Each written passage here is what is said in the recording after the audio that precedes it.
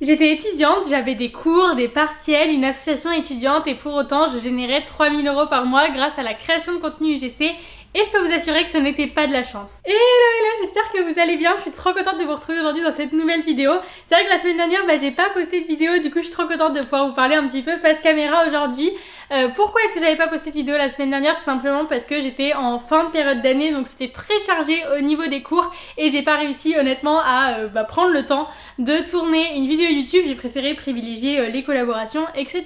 Et justement, comme vous avez peut-être pu le voir sur mes réseaux sociaux ou sur mon canal, j'ai finalisé mon année scolaire et malgré mon année scolaire, depuis septembre, je génère entre 2500 € par mois à 3000 € par mois de manière stable à côté justement de mes études grâce à la création de contenu UGC. Et puisque c'est la fin de cette période là où je dois un petit peu gérer les deux, je me suis dit que c'était intéressant justement de vous parler un petit peu de tout ça, de savoir comment est-ce que j'ai réussi à générer autant tout en ayant une activité à côté, parce que je suis persuadée que vous êtes beaucoup à avoir des activités à côté mais pas forcément à générer autant, ou en tout cas à pas réussir à gérer toute l'organisation qu'il y a autour, etc. Du coup voilà, aujourd'hui je vais t'expliquer comment moi j'ai fait pour réussir à gérer ces deux activités là, l'école et l'UGC, parce que c'est vrai que l'école ça implique certes les cours, mais ça implique aussi tous les travaux à rendre, les partiels, les associations étudiantes, etc. Et l'UGC, normalement je te fais pas un dessin, tu vois un petit peu tout ce que ça inclut avec les appels clients, les tournages, etc. Mais du coup je vais commencer en reposant un petit peu le contexte pour celles qui ne me connaissent pas forcément. Donc moi je m'appelle Lily, je suis créatrice UGC depuis maintenant 2 ans, ça commence à dater un petit peu effectivement. Du coup je me suis lancée à côté de mes études en me disant je teste et puis je verrai ce que ça donne.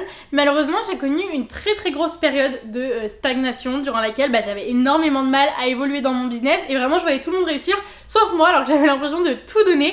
Donc vraiment c'était une période qui était pas très cool. Puis à un moment je me suis dit que c'était terminé, j'en avais marre de stagner et du coup j'ai tout donné. Donc j'ai trouvé les bonnes méthodes, les bonnes stratégies qui m'ont permis aujourd'hui de stabiliser mes revenus à 3000 € par mois tout en étant étudiante. Donc comment vous dire que sans les études je pourrais faire bien plus. Du coup c'est vrai qu'aujourd'hui mon objectif c'est vraiment d'aider les créatrices UGC à faire en sorte qu'elles ne se sentent plus frustrées à cause de leur stagnation, parce que c'est vrai que je sais déjà exactement ce qu'elles ressentent, mais je sais exactement comment les faire sortir de cette situation là. Donc voilà, aujourd'hui on va voir tous les éléments qui moi personnellement m'ont permis de générer 3000 € par mois tout en ayant pour autant une deuxième activité à côté, parce que je sais aussi que vous êtes beaucoup dans ce cas là à avoir deux activités. Je pense premièrement qu'il est important de souligner le fait que moi j'ai jamais vu en fait le fait d'avoir une deuxième activité et principalement le fait du coup d'être étudiante comme un frein, loin de là. C'est-à-dire que j'ai jamais trouvé d'excuses.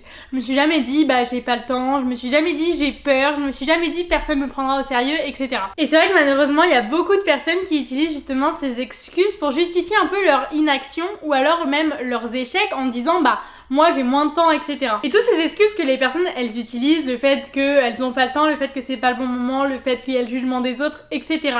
En réalité c'est certes des vraies difficultés qu'elles rencontrent dans la vie de tous les jours et ça peut être un petit peu, je dirais même pas des freins, mais voilà simplement une difficulté qu'elles rencontrent qui fait que ce sera peut-être plus dur pour elles que pour une autre personne, mais il faut pas en fait les utiliser comme une excuse. Et justement ce qui me différencie moi des autres créatrices UGC qui ont peut-être une seconde activité, que ce soit étudiante ou un CDI ou même être maman tout simplement, en fait c'est vraiment le fait que moi j'ai pas vu ça comme un frein. Et en fait moi au contraire je me suis dit c'est maintenant ou jamais, je me lance et j'ai 3 ans devant moi parce que du coup j'avais 3 ans d'études et je teste plein de choses et je vois si ça marche et au moins en fait en attendant j'ai une sécurité qui sont un petit peu les études, et si ça marche tant mieux en sortie d'études au lieu de prendre un CDI comme tout le monde. Au contraire moi je continue mon activité et voilà. Et du coup si toi aussi aujourd'hui t'as une deuxième activité, vois vraiment ça comme une opportunité, parce qu'à côté t'as une sorte de sécurité qui te permet de pas être stressé, de pouvoir tester plein de stratégies, de vraiment prendre le temps d'apprendre des choses, de les appliquer et du coup de réussir. Au contraire une personne qui a tout quitté pour se lancer, elle forcément elle sera stressée si c'est par exemple son seul revenu, et du coup derrière elle va peut-être pas faire les choses forcément bien, elle va peut-être faire les choses beaucoup trop vite sans prendre le temps d'apprendre les bases, etc. Donc vraiment si toi aujourd'hui t'as une activité à côté, vois ça comme une opportunité plutôt qu'un frein. Et en tant qu'étudiante, moi et pour toutes les étudiantes qui m'écoutent, on pourrait se dire je suis étudiante, je suis pas forcément légitime. En plus de ça, le mot étudiant, il est peut-être parfois un petit peu discriminant, on a peur que les marques ne prennent pas au sérieux, etc. Et en fait j'ai totalement enlevé cette idée de ma tête. Pourquoi? Parce que je me suis rendu compte que j'avais peut-être plus de connaissances en fait qu'une personne de 30 ans, et qu'en fait le mot étudiant en aucun cas il était important dans mon statut de créatrice UGC. Le plus important c'était vraiment mes compétences et ce que j'allais apporter aux marques. Et puis que tu sois étudiante, salariée ou tout autre métier à côté, les marques en fait elles sont pas forcément obligées de savoir que tu as une deuxième activité à côté, donc en aucun cas ça te décrédibilise ou autre. Et le deuxième élément vraiment moi qui m'a permis de stabiliser des revenus aussi hauts tout en ayant une deuxième activité à côté, c'est vraiment le fait de switcher ma manière de penser. C'est vrai que quand j'ai commencé l'UGC, comme j'ai pu te le dire tout à l'heure, quand je me suis lancée, je me suis dit bon je teste et puis je verrai. Donc c'est cool parce que du coup je me suis lancée sans trop réfléchir, je me suis pas trop posé de questions. C'est vrai, il y a 2 ans de ça, je me suis lancée un peu au pif en me disant bon hop, je verrai ce que ça donne. Mais le problème avec cette mentalité là, c'est qu'en fait tu n'évolues pas dans ton business, et la preuve, moi j'ai énormément stagné justement à cause de ça. Parce que je voyais ça, en fait, je voyais mon business simplement comme un petit complément de revenu. Et en vrai, le pire, c'est que moi, je me souviens que j'avais l'impression de prendre mon business au sérieux parce que, je postais mes vidéos, je faisais de la prospection, etc. Et c'est peut-être sûrement ton cas aussi. Mais en réalité, je le prenais pas tant que ça au sérieux que ça. Pourquoi? Parce que je réfléchissais pas du tout de manière stratégique et je réfléchissais pas comme si j'avais un vrai business derrière. Je réfléchissais pas à l'acquisition client, à l'expérience client, etc. Et en fait, à partir du moment où j'ai switché ma mentalité, comme j'ai pu le dire, et que je me suis dit, ok, là, je vais travailler sur un vrai business et pas simplement comme un complément de revenu. Il y a énormément de choses qui ont changé dans mon business. Pourquoi? Parce que tout ce que je réfléchissais, en fait, c'était pour moi une stratégie à acquérir. Le fait de poster du contenu, je le faisais de manière stratégique. Le fait de prospecter, je le faisais de manière stratégique. Mon offre, elle était stratégique. Bref, tout était en fait réfléchi pour faire en sorte que mon business, il fonctionne. Et c'est vrai que je suis allée chercher beaucoup plus loin que simplement créer des vidéos et prospecter. Alors certes, c'était des choses que je faisais toujours, mais derrière, il y avait une vraie stratégie que je mettais en place. Je réfléchissais à mon positionnement, à mon personal branding, etc. Donc retiens que peu importe aujourd'hui ta deuxième activité, il va vraiment falloir que tu switches ta manière de penser pour pouvoir évoluer. Il va falloir vraiment que tu réfléchisses comme une vraie girl boss qui dirige un vrai business et pas seulement une petite activité à côté de mon métier pour dire deux. Et tu verras en fait qu'à partir du moment où tu vas faire ce switch, tu vas vraiment avoir tout le temps envie d'apprendre de nouvelles choses et de réfléchir tout le temps de manière stratégique encore une fois. Mais c'est vrai que ce switch il va rejoindre le troisième point, c'est le fait qu'il va falloir que tu sois prête à travailler très dur. Honnêtement, en faisant 3 000 € par mois grâce à l'UGC tout en étant étudiante, c'était très loin d'être facile. J'ai bossé honnêtement comme une acharnée. C'est-à-dire que j'ai jamais trouvé aucune excuse pour ne pas travailler ou pour ne pas chercher à m'améliorer, bien au contraire. Tout mon temps libre, très clairement, passait dans mon business. Parce que la vérité, c'est que j'étais pas toujours ultra motivée, j'étais pas toujours ultra inspirée, mais j'étais disciplinée tout simplement parce qu'en fait, je savais pourquoi je faisais tout ce que je faisais. Et je pense que la discipline, c'est ce qui manque à beaucoup d'entre vous, et le fait de vraiment travailler, alors je vais pas dire comme des acharnés parce que le but c'est quand même de prendre soin de votre santé mentale, etc. Mais en tout cas, de vous donner les moyens réellement de réussir et de tout donner et de ne pas laisser passer 2 heures à scroller sur TikTok, bien au contraire, de prendre ces 2 heures là pour les mettre dans ton business justement et pour évoluer. Et ça, je pense qu'il y a très peu de personnes qui le font malheureusement, et derrière en fait c'est ça qui vous empêche vous d'évoluer. Je pense sincèrement qu'il n'y a aucun soir, ou alors très peu, où je me suis dit oh flemme, ce soir je travaille pas, je travaillerai plus tard. Non, en fait tous les soirs je rentrais des cours, je mangeais et puis je me mettais à bosser. Il y avait des fois où peut-être qu'il fallait que je bosse 4 heures parce que j'avais une vidéo à rendre à un client, ou alors il y avait des fois où en fait j'avais rien à faire, mais pour autant je prenais quand même 1 heure ou 2 pour mon business, pour faire des choses qui me permettraient justement de m'améliorer. Et voilà, là je te parle du soir en rentrant des cours que je ne scrollais pas sur TikTok, mais au contraire je travaillais sur mon business, que je regardais pas Netflix mais que je travaillais sur mon business. Mais ça pouvait être aussi en pleine journée quand mes collègues elles allaient manger un bout dehors le midi. Moi des fois j'avais un montage à finir, ou alors fallait que je réponde à mes mails parce que ça allait m'avancer pour le soir, j'aurais moins de travail en rentrant chez moi. Enfin voilà, en fait c'est des concessions à faire, et si jamais tu veux réussir dans ton activité, que tu aies une activité à côté ou pas, mais en général c'est quand tu as une activité à côté qu'il faut un peu plus organiser son temps, en fait tu as forcément derrière des concessions à faire et il va falloir que tu donnes tout pour réussir. Et c'est vrai qu'en réalité ce qui bloque souvent c'est pas le temps mais c'est les priorités. En fait, qu'est-ce que tu vas faire passer avant ton business? Est-ce que tu vas faire passer 1 heure de scroll sur TikTok? Est-ce que tu vas faire passer ton resto avec tes amis? Est-ce que tu vas faire passer une série Netflix, etc. Mais voilà, sache que ton business il évoluera pas et ta vie elle changera pas du jour au lendemain si toi t'es pas prête à travailler dur. Mais voilà, sache que ta vie elle changera pas et ton business il évoluera pas si toi derrière t'es pas prête à faire les concessions qu'il faut et à mettre tous les efforts qu'il faut dans ton business pour en arriver là où tu rêves d'en arriver. Et justement, en fait, une bonne organisation, ça peut vraiment te permettre d'éviter au maximum la procrastination parce que tu vas savoir exactement quoi faire et quand est-ce que tu dois le faire. Mais après, encore une fois, pour moi, la procrastination, elle s'évite en se mettant en tête que c'est un vrai business que tu es en train de créer et pas seulement un complément de revenu. Et à partir du moment où, encore une fois, on revient un peu sur le sujet d'avant, mais tu auras switché ta mentalité, forcément, tu seras tout le temps beaucoup plus motivé et beaucoup plus drivé par ton projet et du coup, tu éviteras au maximum la procrastination par toi-même en fait. Donc voilà, l'organisation, ça va vraiment permettre de savoir exactement où tu vas et de pas te dire j'ai trop de choses à faire, du coup en vrai je fais rien parce que je sais même pas par où commencer. Ou alors au contraire t'étais dans une période justement où tu stagnes, t'as pas beaucoup de choses à faire et du coup tu te dis bah je sais pas quoi faire en fait pour évoluer ou pour faire avancer mon business. Donc vraiment avec une bonne organisation tu vas éviter en fait toutes ces pensées là. Du coup pour réussir à m'organiser, c'est vrai que c'est assez simple. Je le faisais quand j'avais tout le temps cours et je le fais encore aujourd'hui malgré le fait que j'ai plus cours.